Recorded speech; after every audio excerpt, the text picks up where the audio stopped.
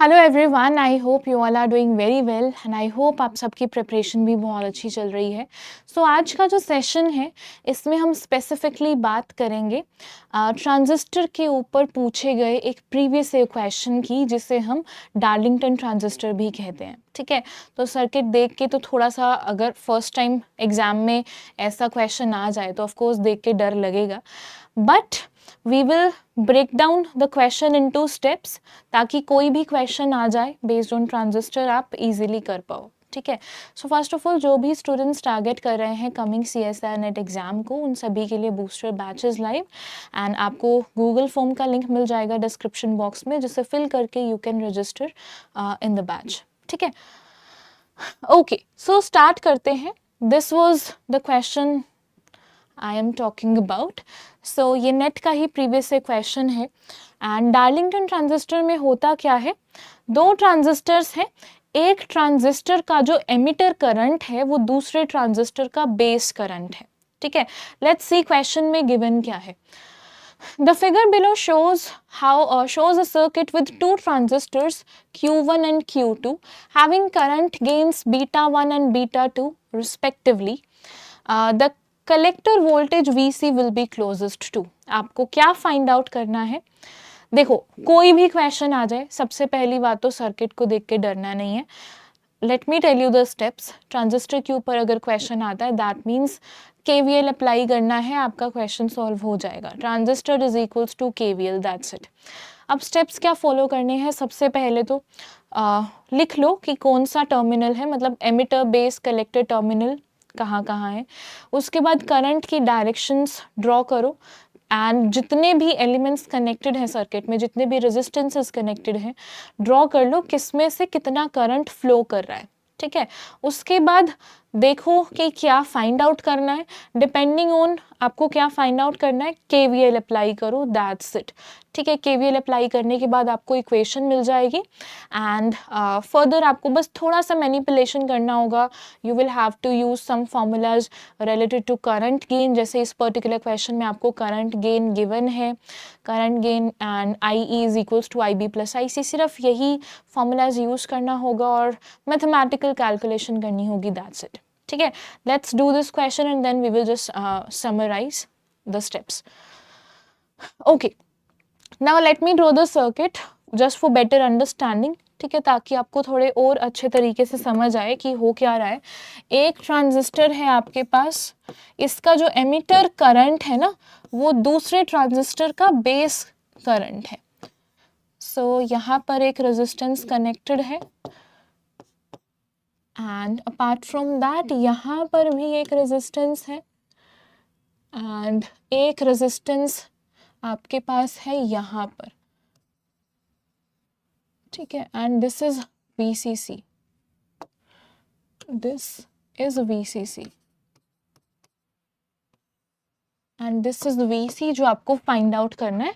Late me just write down the value of resistances. This is 220 kilo ohms, 1K, this is 220 kilo ohms, this is 1K, and this is 580 ohms, so I'm just writing down directly 0.58 kilo ohms. ठीक है, ये आपको given है। अब मैंने क्या कहा, यहाँ पर इस पर्टिकुलर सर्किट में ये ट्रांजिस्टर नंबर 1 है, ये ट्रांजिस्टर नंबर 2 है।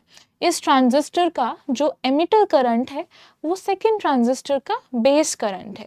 ठीक है, अब हम डायरेक्शंस ड्रॉ कर लेते हैं करंट की। So this is your emitter current, ये IE1 है। इसमें कितना होगा, बेस करंट होगा IB1। 1 यहाँ पर रिप्रेजेंट कर रहा है ट्रांजिस्टर नंबर 1 को, इसमें होगा IC1। सेकेंड ट्रांजिस्टर के लिए ये होगा IE2, ये होगा IB2 एंड ये होगा IC2। ठीक है, नाउ लेट्स सी सारे जितने भी रेजिस्टेंसेस कनेक्टेड हैं उसमें कितना करंट फ्लो कर रहा है। इसमें से करंट फ्लो कर रहा है IB1, ओके। इसमें से करंट फ्लो कर रहा है IE2, ठीक है। इसमें से कितना करंट फ्लो कर रहा है, इस रेजिस्टेंस में से कितना करंट फ्लो कर रहा है बताओ। अब यहाँ पर आंख बंद करके ये नहीं करना है कि ये इससे कनेक्टेड है, कलेक्टर टर्मिनल से कनेक्टेड है, नहीं। यहाँ पर एक जंक्शन है, ठीक है, इसमें से IC1 इधर जा रहा है, IC2 इधर जा रहा है, तो इसमें कितना करंट होगा, IC1 प्लस IC2। ठीक है, ओके, हमने हमारा इम्पॉर्टेंट स्टेप कर लिया है एंड ये आपको गिवन है, इस पॉइंट की जो वोल्टेज है दैट इज VC, और यही आपको फाइंड आउट करना है। ठीक है, आपको VC फाइंड आउट करना है एंड आपको गिवन क्या है, β1 कॉमन एमिटर करंट गेन आपको गिवन है दोनों ट्रांजिस्टर्स के लिए, जिसकी वैल्यू है 20 for both. So β1 β2 is given to you as 20। Okay, now अब ध्यान दो, आपको क्या फाइंड आउट करना है, आपको VC फाइंड आउट करना है। ठीक है, तो कहाँ पर KVL अप्लाई करोगे, आउटपुट में हम KVL अप्लाई करेंगे। Now let's apply KVL। हम कैसे अप्लाई कर रहे हैं, let me choose a darker colour just to represent. हम यहाँ पर KVL अप्लाई कर रहे हैं। ठीक है, एंड यहाँ पर KVL अप्लाई करने का क्या मतलब है, लेट्स सी। VCC कितना है, let me just tell you that VCC is given to you as 12 volts. ठीक है, दिस इज 12 वोल्ट्स। ये किसके इक्वल होगा, 12 वोल्ट किसके इक्वल होगा, इसमें कितना करंट है, IC1 plus IC2 into 1 kilo ohm. ठीक है, एंड प्लस इसके अक्रॉस जो वोल्टेज है as measured from ground, this complete is VC, तो यहाँ आ जाएगा VC। तो अगर आपको फाइंड आउट करना है VC, तो क्या फाइंड आउट करना है, मेनली आपको IC1 और IC2 फाइंड आउट करना है, दैट्स इट। अगर आपको IC1 और IC2 मिल जाता है, आपका काम हो गया। IC1 IC2 मिल गया, यहाँ पर वैल्यूज प्लग करो, यू गेट द आंसर। तो अब हमारा मेन एम है IC1 और IC2 को कैलकुलेट करना। ठीक है, ओके, अब आ जाते हैं थोड़ी सी मैनिपुलेशंस पे।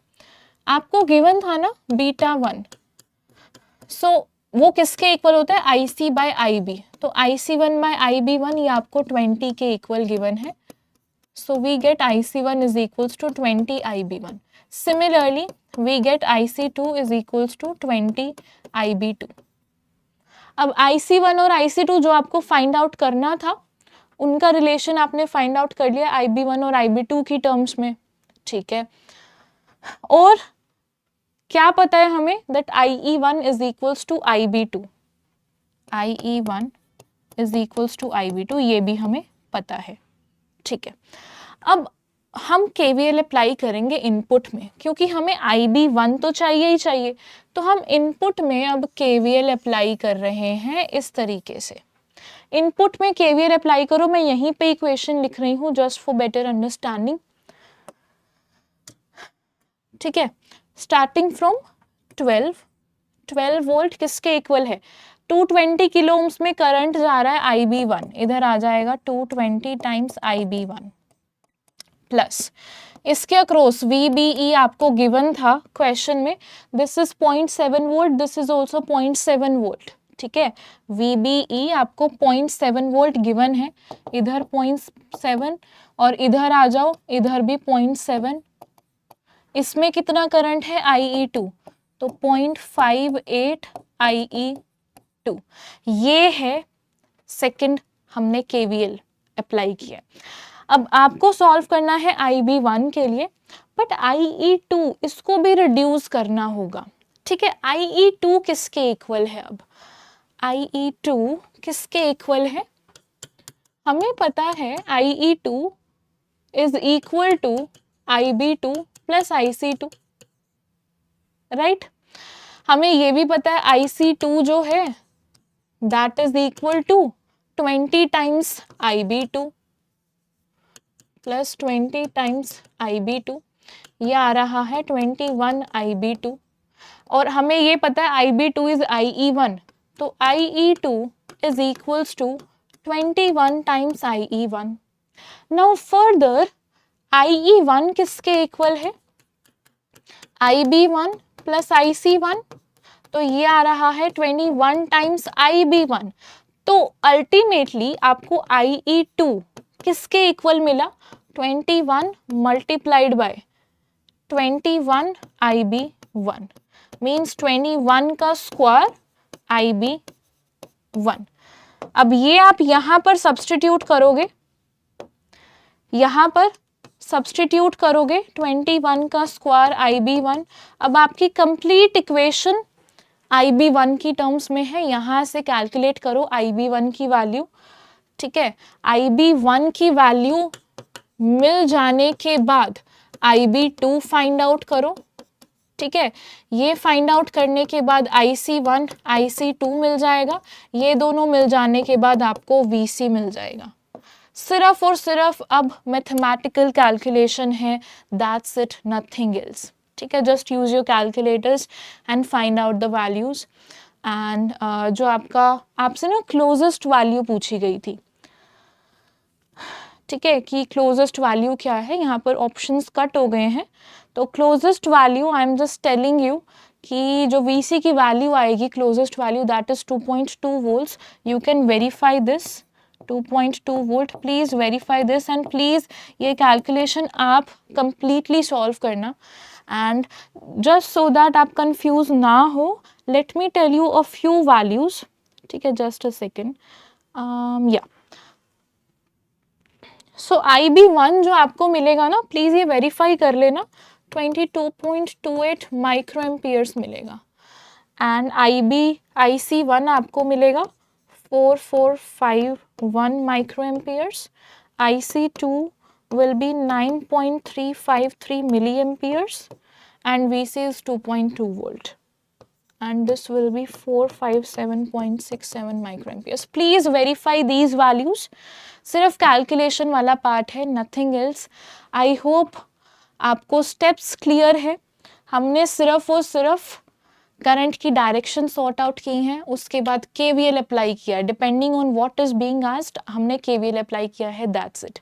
I hope this session was helpful for all of you and in case अगर कोई भी डाउट है इस पर्टिकुलर क्वेश्चन में, please let me know and let me know in the comments section if this was helpful for all of you or not. And in case you like this session, please don't forget to like, share and subscribe. See you in another session. Thank you very much. Bye bye.